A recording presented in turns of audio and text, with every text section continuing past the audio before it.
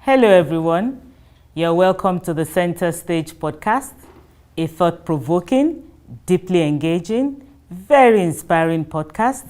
We'll be taking you on a journey, so we want you to enjoy this ride with us. Joining me in the studio today, I have two delectable ladies. Guess I'll start. In the streets, they call me Anto Lecky. Some people like to call me an activist. I don't like that term. I prefer advocate. For good governance and gender justice, and I'm a budding politician, but I think we'll talk a little bit about that later. Yeah. And I am Lois Sambu. I'm a climate advocate actually, and a media professional. So yeah, this is us. Did you say climate? Yes, climate advocate. Oh, wow, interesting. So you see, we have extremely interesting guests in the house today, but let's talk about something that is common to all. And that conversation has a label, and it's called gender. Can I start with Lois? What does gender mean to you? So when you say label, it actually just has a label, and somehow a negative label. And so for me, gender, they're just roles anyways, even though on the street, as Anto would say, when they say gender, the first thing that comes to mind for people is men and women. But I just feel for me, gender is just roles, roles that society attached to people. So, but because of the negative connotation, when you say, we're talking gender, I have people tell me, this gender thing you're doing. So it's almost like gender is woman. So when they're talking about gender activists, the first thing that comes to people's mind is this person is a woman activist. But it's not necessarily about women. So when we're talking about gender, it could also be about men, about what men go through. It could also be about what women go through. But the reason why, I hope I'm not jumping the gun anyways, but the reason why people just attach it to women is because over time, women have begun to speak up against certain things that have been done against them. And I would say that's generally because of what society is and how patriarchal society is. And so because women began to speak, it began to look like a new thing and an anomaly. So every time a woman is talking about anything that has to do with women, it looks like she's being too aggressive. So it just made it have this negative connotation attached to it, but it necessarily is not. It's just for us to be humans anyway. Thank you very much, Lois. Can I go over to you? Sure. I'll just go back to in school. In school, they taught us there's a difference between sex and gender. Sex is the biological components that make a man or a male versus a woman or a female. Gender, like Lois was saying, are the traits, the attributes, the contradictions, and the similarities of these two, let's say, male and female. But I definitely think that we can't forget to take into consideration that even in Nigeria or globally, what have you, we don't only just have man and woman anymore. We have trans, we have many things, so that's how we go into the idea of gender. It's the characteristics, because we have transgender versus transsexual. Some people may have not changed the biological parts, but they attribute themselves to be a woman, even though they were born a man, or, what have you. Again, like Lois said, when people think of gender equality, it seems to be a woman's battle, because it's usually a woman's conversation. It's usually because globally women are seen or known to be less financially buoyant, less educated, things like that. So usually gender equality is a women's conversation, but it doesn't only have to be. Like we said, boys go through issues, men go through issues. We now have trans issues and things like that, pansexual, asexual. There's many things that are going on right now, So, yeah. And I think it's good that we have these kind of conversations, because especially in a place like Nigeria, we have a little bit different gender issues than maybe if we want to call it the first world. I don't think they're first anything, but in the first world. So I guess we're also jumping the gun. Let's say we're talking about feminism, right? So feminism, when I was going to school in America, it was because of the glass ceiling, which is basically in employments, where women were known to make 70% to the 100% of a man. So if a man was making $100,000 a year, most women would make $70,000 a year. In Nigeria, I don't think that's exactly the case. No, I'm not saying, I'm saying work in the I don't know, that's what I'm saying. That's what I'm saying. In the workforce, I don't know. The reason I'm saying that is because in Nigeria, the data is there that women are the highest number of entrepreneurs in the world. So for me, I don't know all the data, but yes, we're doing it. So everything, guys, everything gender equality is not bad, okay? Let me just let you know. We're doing some things, women. We're out there, you know. So let's just say mostly feminism was based on the workforce, employment. But in Nigeria, most of us are running our own businesses, so you can't tell me that you make it more or less than me. That's whatever you want to say. So, but I do say that in Nigeria, most of our gender issues are more of our culture and our tradition. I think it's more based on that than work-wise per se. Yes, we do have economic issues, but that's generally because of our culture. Women are not supposed to make more than men.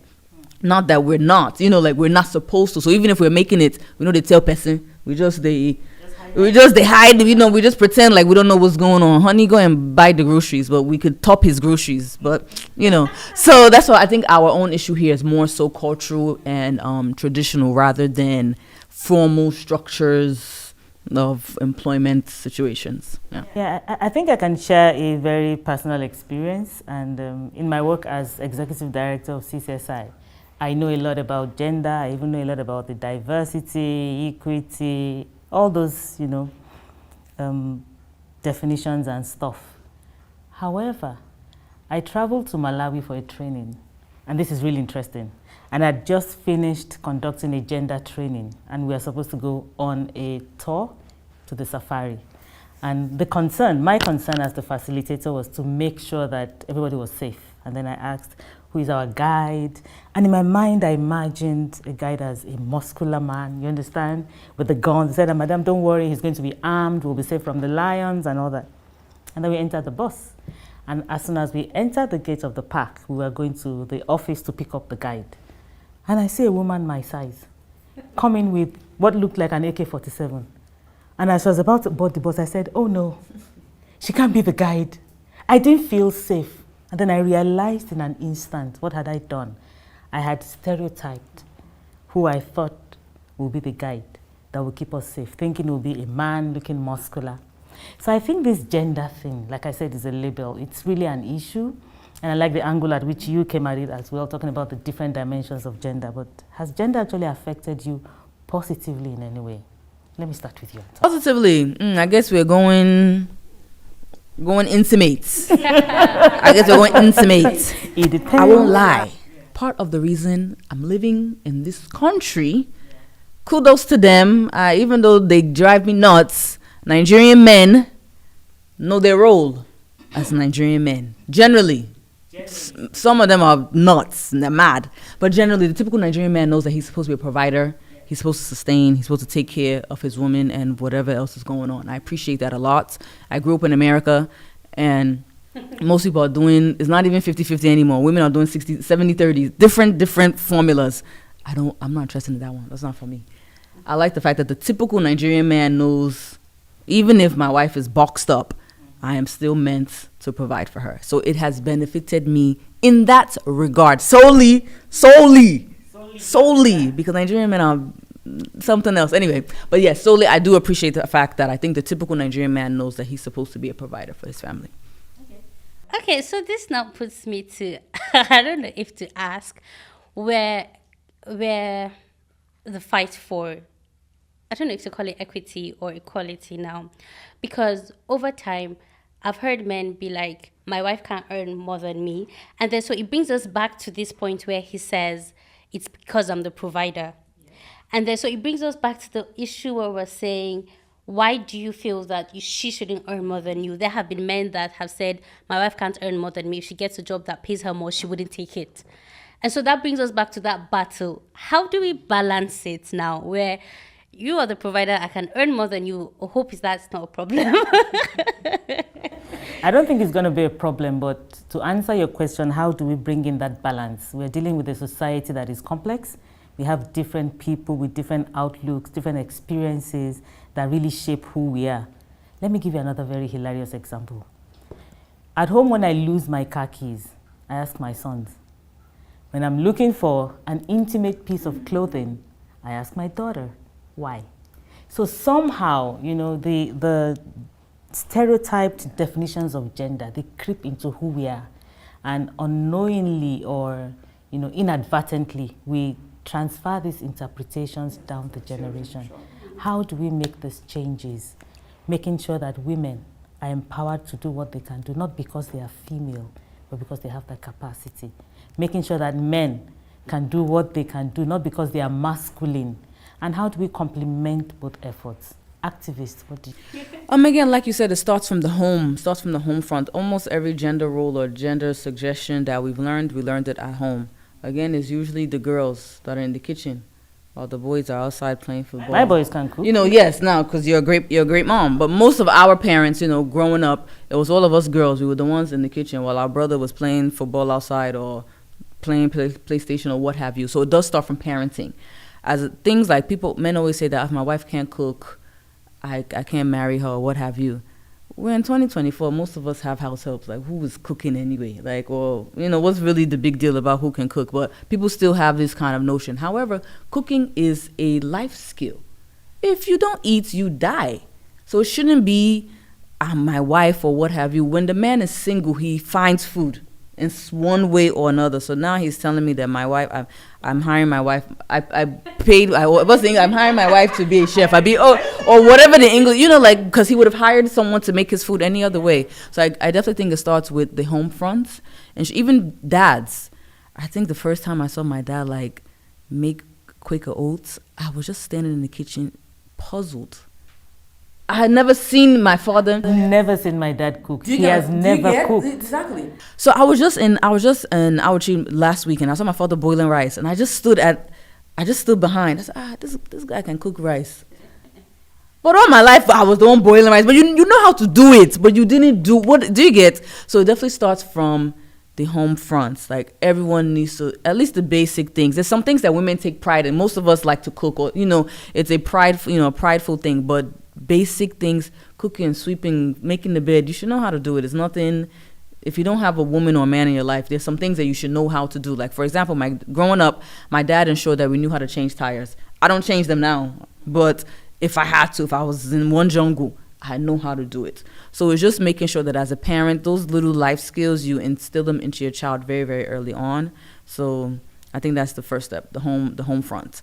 I think sometimes with a lot of issues, we are taking on too many sectors at once. We're facing the home front, we're facing who we're dating, we're facing what we're doing in the office. It's many battles we're battling at once. I think sometimes we should just... Warriors. Yeah, sometimes we should just kind of slow it down and just... Let's try and... Small wins are big wins too. Yeah. Let's just make sure we're doing okay here before we now fight these ones there. So, yeah. Well, for me, just like Anto said, it starts from the home front. And I think we were having this conversation one time with my colleagues, and I was saying the reason why it looks like feminism is toxic is because it's coming from a place of deep anger. So feminism is not necessarily gender equality and equity anyways, but somehow people just attach it to that. So anybody that is a feminist is just seen as a gender person. And when you say gender person, it means a woman person. But it's coming from a place of deep anger because over the years, for us as younger women, we may not really have experienced so much what older women went through when we talk about inequality, not even inequity, but inequality between the male and the female. So I remember when I was younger, my grandmom used to tell me that as a young wife, she wasn't allowed to eat egg. Yes, she wasn't allowed to eat egg because, I don't know, they call it in Hausa Kodei, but in English, maybe the word would be longer throats, that it would make them have longer throats, and then so they would begin to eat from the pot. But I'm like, she's the one cooking, for heaven's sake. Isn't she even entitled to have something to eat? And imagine those kind of cultures and those kind of traditions that had been passed down for some years, and then getting to a point where women say, this is enough. And coming out of that place, it's not with small voice that she will come out of that place where for years you've been subjugated. So for quite a number of women, when they're coming out to talk about these things, it's because of the long years of, how much women have been oppressed.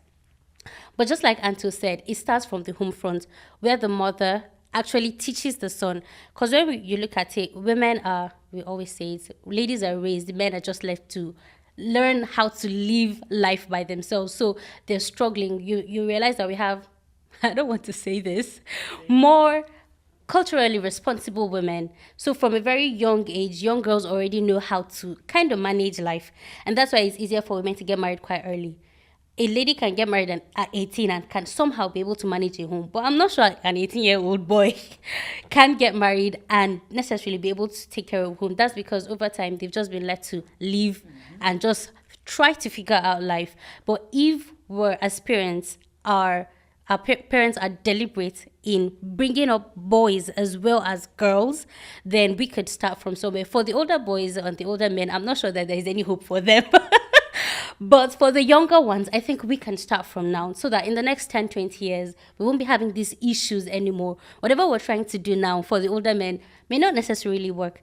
You take up policies and then 35% affirmative action last year. Imagine what was said, and you just imagine, for heaven's sake, don't these people have wives? Don't they have children? Why is this a problem for them to pass this into law? But if we can start training our younger boys from now and our younger girls as well, hopefully in the next 10, 20 years, some of these issues may not be the issues we'll be tackling. Thank you very much. Maybe to follow on what you said about mothers teaching, fathers can teach too. Yes. So maybe already we are still bringing in gender is deep-seated. Yes. Then how do we demystify feminism and make it appear less toxic? I don't have the answer. I don't know if there is an answer. Part of it, again, that's why I mentioned earlier that, growing up when I was in school, feminism was based on the employment route. I think feminism has now, as they will say, guys will say Twitter feminist or things like that. It's kind of turned more into a man versus woman fight, which is not what it was supposed to. It's not what it's meant to be. It is meant to be literally the economic opportunities available for both genders. So if we can find a way to leave Chinedu dumped me for Bianca, if we can leave that conversation, if we can leave that and get back to the crux of the matter, the actual inequality and inequity that women face when it comes to men. If we can just get back to the purpose of the word feminism. It was not to men don't realize, though, even women don't realize feminism, it may have the word femme in it, but it's really supposed to help both parties. It's not supposed to be women better than or what have you. It's supposed to help both. It's supposed to show that also when men have their issue, they too can relate. That's how Canada just recently gave men, I think maybe 6 months paternity leave. I don't even think it's men that fought for it. I'm sure it's women wrote it on the protested for it or wrote the bill for it. So that would have never happened if there weren't feminists that believed that. I also want my husband at home when I'm having this baby. We did this thing together. I didn't do it by myself. Bro should be at home too. So that's what it is. So it's not, feminism not supposed to be I hate you, you hate me. It is, let's try and see gender-based, how can we balance it out? So in Canada, I think men have 6 months paternity leave or something like that, but women have like 18 months. Obviously, the woman is physically the one, nurturing the child, so she may require more months. But it shows that the man is also needed in this situation.